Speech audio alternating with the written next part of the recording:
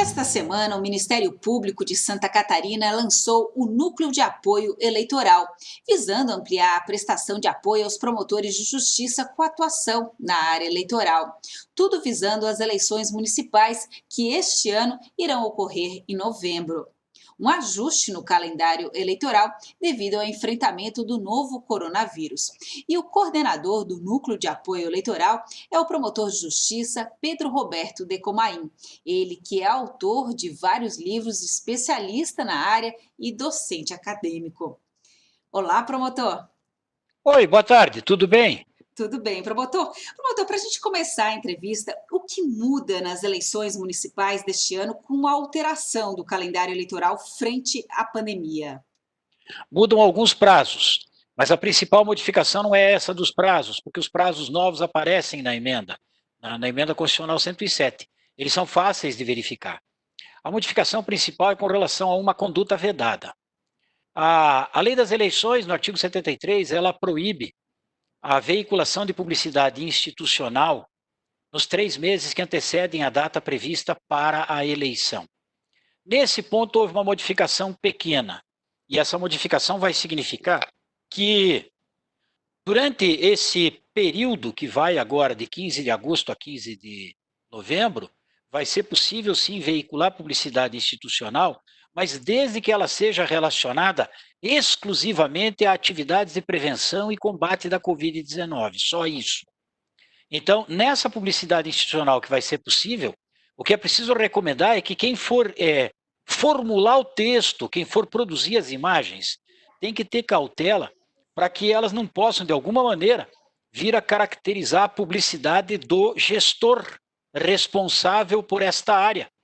Porque se há uma mensagem do prefeito exortando todas as pessoas a usarem máscara, só para citar um exemplo, isso é possível.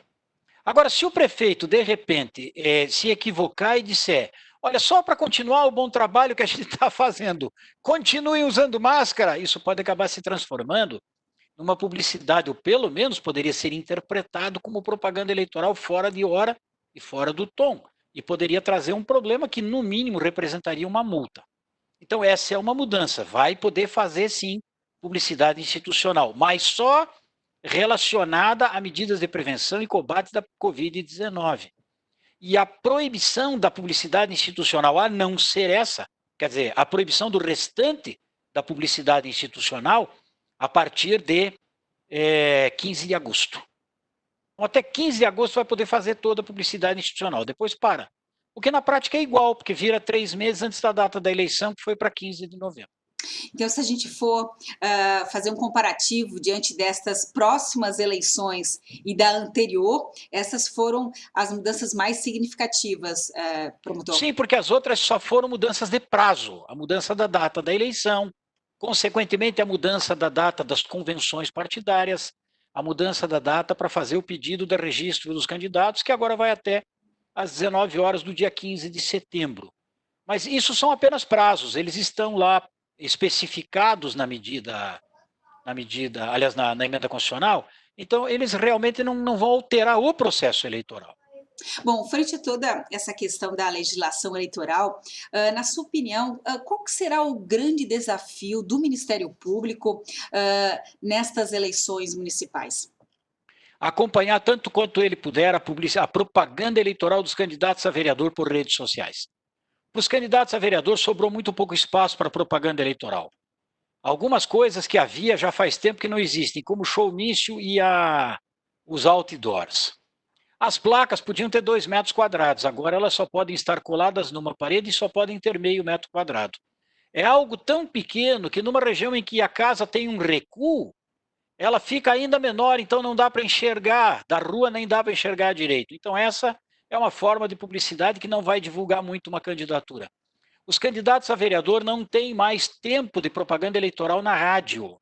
Consequentemente, o que mais sobra para eles, principalmente nos lugares grandes em que a visita ao eleitor é uma probabilidade menor, o que sobra para eles é a publicidade por rede social. Então, o acompanhamento dessa publicidade, tanto quanto possível, para verificar se ninguém está fazendo uma publicidade como não deve, é um desafio grande, porque o número de candidatos a vereador não é pequeno, é um número elevado também. Então, no acompanhamento da propaganda vai surgir a necessidade de que a gente tente fazer esse acompanhamento dessas redes sociais. Bom, essa semana o MP catarinense lançou um núcleo de apoio eleitoral no qual o senhor é o coordenador, né? De que forma que esse núcleo irá atuar, promotor? Bom, esse núcleo ele é voltado fundamentalmente a alguma colaboração com os colegas para debater, não vou nem dizer sanar alguma dúvida do colega promotor eleitoral, mas para debater a dúvida e tentar encontrar, então, qual seria o melhor caminho. Ele vai funcionar de uma maneira semelhante ao dos centros de apoio operacional, para tentar justamente fazer isso, prestar esse suporte para o colega no momento em que possa surgir alguma dúvida dele sobre a aplicação da legislação eleitoral. Perfeito. Por fim, promotor, como é que o cidadão pode ajudar a fiscalizar o processo eleitoral? Entrando em contato com a promotoria eleitoral da sua zona eleitoral ou da sua comarca.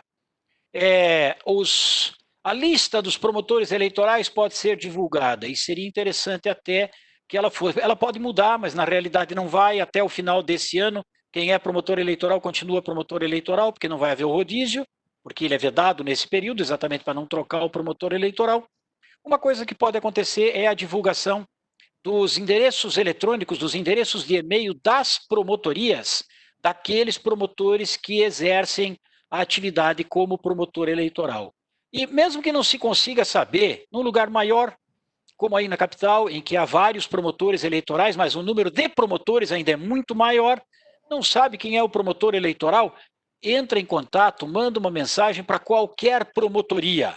Se a matéria for eleitoral e aquele promotor daquela promotoria não for o promotor eleitoral, ele encaminha para quem seja e resolve. Essa é a maneira mais fácil e mais eficiente de acompanhar ou de eventualmente noticiar alguma coisa que possa parecer uma propaganda eleitoral irregular, uma conduta caracterizadora de abuso de poder econômico, ou caracterizadora de abuso de poder político, uma situação de eventual inelegibilidade de alguém e assim por diante.